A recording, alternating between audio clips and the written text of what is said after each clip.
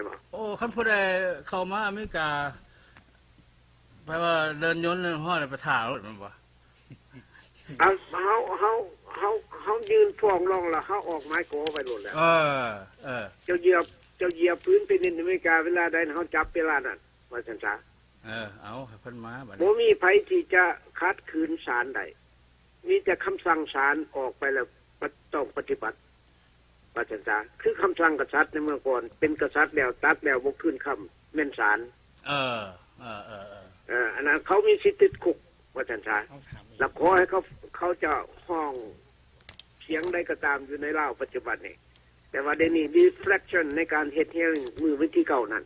เป็นผลศักดิ์สิทธิ์อันยิ่งใหญ่ที่เฮาบ่เคยมีมาก่อนในรอบ40 ปีแล้วขอให้พี่น้องประชาชนชาวลาวของพวกเราจงภาคภูมิใจว่าแต่ว่าพวกเขายังแปลว่ายังมีคนดียังบ่ท่านอันนั้นจากเมืองลาวเถื่อแต่ว่าเมืองลาวยังบ่สิ้นคนดีความหมายที่ข้าพเจ้าจะเว้าดังนั้นนั่นหมายความว่าพี่น้องก็เป็นภาคส่วนหนึ่งอาจจะเป็นแข่งเป็นค้าอาจจะเป็นอันนั้นต่างๆในการประกอบในการยืนฟ้องร้องสุดนี้ว่า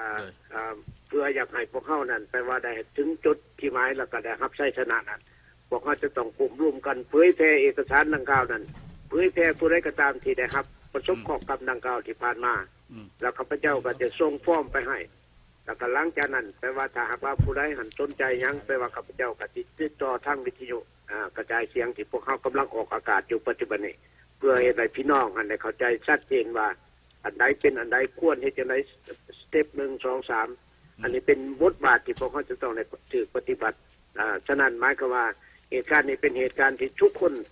มีความจำเป็นที่พวกเขาจะต้องได้ศึกษาร่วมกันแล้วก็ปฏิบัติแผนนโยบายตามคำแนะนำของทนายความของเขาปัจจุบันนี้แล้วก็ข้าพเจ้าก็ดีใจที่ข้าพเจ้าได้เห็นได้ยินได้ฟังโดยตัวของข้าพเจ้าเองข้าพเจ้าก็มีเอกสารอย่างสำคัญข้าพเจ้าก็ซับมิตเงินให้ทั้งทนายความฉะนั้นก็เป็นภาคส่วนหนึ่งการเก็บข้อมูลหลักฐานข้าพเจ้าคิดว่าข้าพเจ้าก็อาจจะบ่ได้ด้อยหน้า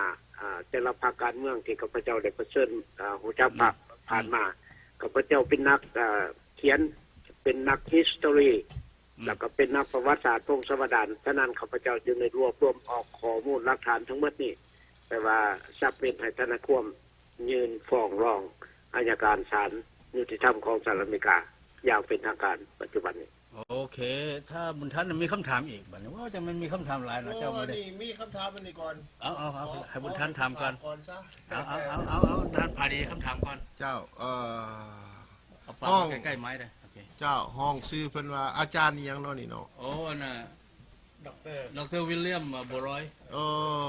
อาจารย์ดร.วิลเลียมบัวลอยข่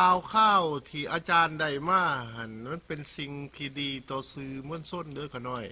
ได้ยินว่าอาจารย์ว่ามีสถานีวิทยุหั่นดังนั้นแหละผู้ค้าหั่นอยากให้ทานเนี่ยเอาออกในรายการเฮาชั่วโมงนึงบ่2ชั่วโมงนี่สิได้บ่ขะน้อยเพราะว่าข่าวนี่เฮาสิสวิตช์ไปเอาอยู่ทั้งพุ่นแล้วให้อาจารย์น่ะมีผู้นึงเป็นผู้ใดสิออกมาอยู่ในหันเว้าข่าวอยู่ในหัน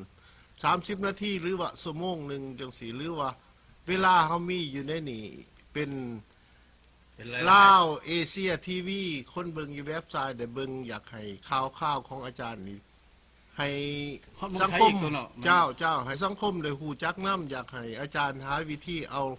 จัดเขาในรายการในให้ได้ในมอนอขะหน่อยซื้อพอดีกี่ชุดเด้อความยินดีบ่คัดกรองเนาะตอนนี้ข้าพเจ้าก็กำลังการเตรียมทางหาเพื่อที่ไปเฉลิมฉลองต้อนรับปีใหม่ลาวข้าพเจ้าก็อยู่เป็นเชฟเนียแต่ว่าก็หลังจากนั้นก็ข้าพเจ้ามาเฮ็ดเฮียริ่งแล้วก็เลยอยู่นี่เลยเพราะว่าเพื่อช่วยน้องนงเขาเจ้าในการเตรียมหางหาเฉลิมฉลองปีใหม่ลาวปีนี้ว่าจังซั่นแล้วก็ปัจจุบันนี้ก็กำลังติดต่อพัวพันปกติแล้วปัจจุบันนี้ก็ยังบิวซี่อยู่ว่าจังซั่นโอเคแต่ในนั้นก็ตามแต่ว่าเขาจะปิดเวลาแต่ว่าเผยแพร่ให้พี่น้องรู้จักนำว่าอันใดเป็นอันใดปัจจุบันนั้นในมือ